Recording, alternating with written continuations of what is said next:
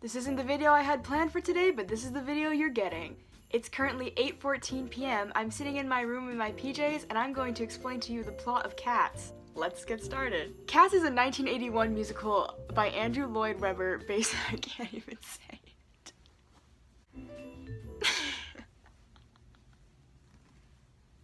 I look so stupid. Cats is a 1981 musical by Andrew Lloyd Webber based off T.S. Eliot's Old Possum's Book of Practical Cats, and it almost didn't exist. Andrew had to take out a second mortgage on his house for it to be a thing because no one wanted to fund his furry propaganda. They said that no one was gonna want to watch a musical about a bunch of people pretending to be cats, and then it became the longest running musical on Broadway. It ran for 18 years. The musical follows a tribe of cats called the Jellicles, who meet every year for the Jellicle Ball to make the Jellicle choice. Old Deuteronomy chooses a cat from the tribe to die and then go to the Heaviside layer and start a new life as a new cat. We start the story with this cats explaining this premise and then also explaining what a Jellicle cat is. It's basically every cat. And then the rest of the songs are just cats nominating either themselves or someone else to be the Jellicle choice.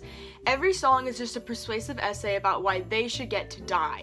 Everyone's having a great time dancing at the ball with Jenny Anydots and Rum Tum Tugger. Yes, they all have weird names. And then here comes Grizabella. She crashes the party and everyone looks at her like this. Grizabella is basically the main character. She used to be this beautiful kitten and everybody loved her. And then she ran away with Macavity, the mystery cat, and now she's like old and a druggie and a prostitute. But that's fine, because here's Bustopher Jones. He's fat. That's his whole character. He's fat, he likes food, he runs pubs, he's fat. And here's Mungo Jerry and Rumple Teaser. They're siblings and they're criminals and we stand them. Finally. This is old Deuteronomy. He's here and now he can make the Jellicle choice. Psych! Here's an entire mini play within the musical that the cats put on about the awful battle of the Peaks and the Pollicles, starring Rumpus Cat, who I hate with a burning passion. Rumpus Cat makes me want to tear my skin off. I don't understand what he's supposed to be. Is he a robot? Is he an alien? Why does he look like that? Why do his eyes glow? I don't like Rumpus Cat. Anyway, then the cats do a bunch of dancing and everyone's having a great time. And then to cool off, everyone takes a big group nap. They all nap together. But Grizabella's not invited to the nap because we don't like her. You can't sit with us! Grizabella's really sad that no one in the tribe likes her anymore, so she sings a song called Memory, which is the one everyone knows from this musical. It's the only one everyone knows from this musical. And it's basically about how she used to be so pretty, and everyone used to like her so much. And she used to be so happy. And now she's not, because now everyone hates her.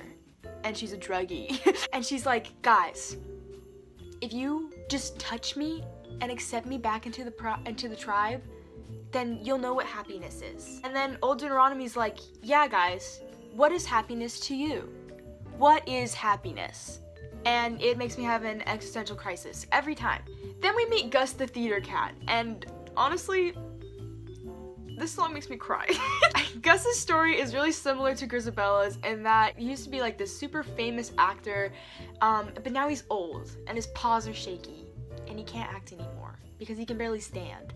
The only difference between Grizabella and Gus in their stories is that people still respect Gus in the tribe, because he's an elder, and they respect the elders. After that, there's this huge mood switch, and we meet Skimbleshanks, the railway cat, who's everyone's cool uncle, and he lives on a train, I guess. Then Demeter and Bombolorina, I can never say her name, sing this song about Macavity the mystery cat, who's a wanted criminal who, get this, yes this is canon, has committed every crime. He's broken every human law. He's broken every human law. Think of a crime and he has done it. Okay? Everything. Google weird crimes. Macavity the mystery cat has done that crime. These two sing this song because they're his exes, and so is Grizabella and a bunch of other cats, except Grizabella's the only one who's shunned for being his ex, I guess. Everyone else is just cool.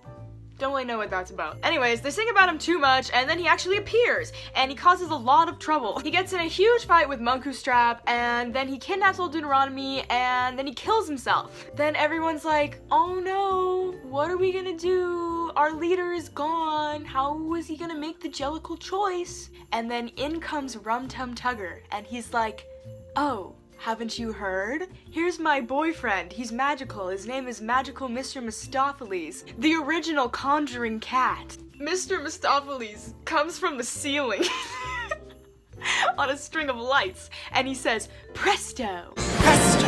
Then Rum Tum Tugger hypes him up for like 7 minutes, and then eventually Mr. Mistopheles says, thank you, my boyfriend, for hyping me up for 7 minutes. Here's your dad back, and he summons Old Deuteronomy with a little magic trick. I don't know. Old Deuteronomy is basically everyone's dad. This is just like lore. So is like Macavity's exes. This is all lore. But Old Deuteronomy is Rum Tum Tugger's dad, Munkustrap's dad, and possibly Macavity's dad, and then a bunch of other people's dad. So Rum Tum Tugger, Macavity, and Munkustrap are brothers. Okay? That doesn't really matter, but there you go. So now Old Deuteronomy is here, and he can finally make the Jellicle choice, right? No, Grizabella crashes the party again. She's like, guys, I used to be so pretty, and if you will just touch me, you'll know what happiness is, because it'll be me. I will be happiness. I will finally be happy. Please just touch me. And then Victoria, this beautiful white ballerina kitten, comes in, and she's like, you know what? You're right. And she touches her paw, and now Grizabella is finally, officially back in the Jellicle tribe. Let's go, boys. We did it. This is a really important moment, because this is Victoria's ball. The Jellicle ball this year, it's for Victoria. She's coming of age, she's chosen Play-Doh as her mate, she's very pretty, everybody likes her, okay? She's a reflection of what Grizabella once was. The rest of the tribe also suddenly just decides to accept Grizabella back into the tribe, and then Old Deuteronomy says, you know what? You're the Jellicle choice. So, Grizabella goes to the Heaviside lair and becomes a new cat in a new life. All is well, everyone is happy, and then Old Deuteronomy sings this song at the end that literally no one likes, where he just talks about a dog is not a cat and you should feed him food and then address him properly. It's called The Addressing of Cats. And that's basically the plot. So if you plan to see Cats 2019, now you know what's going on, unless they completely change the plot, which they probably will. This original video was going to be a time-lapse of me doing this makeup, but then the makeup didn't turn out as good as I've done it before, and the time-lapse was really boring and looked bad.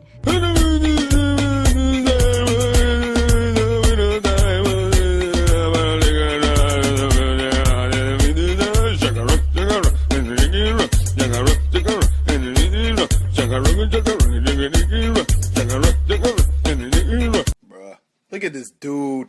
So you got this instead. Isn't it better? Yeah. This plot is wild. It really doesn't make any sense. There's a lot of things that I left out. There's a lot of lore. The Cats fandom, thriving on Tumblr. You should check the Cats, the musical tag. It's crazy.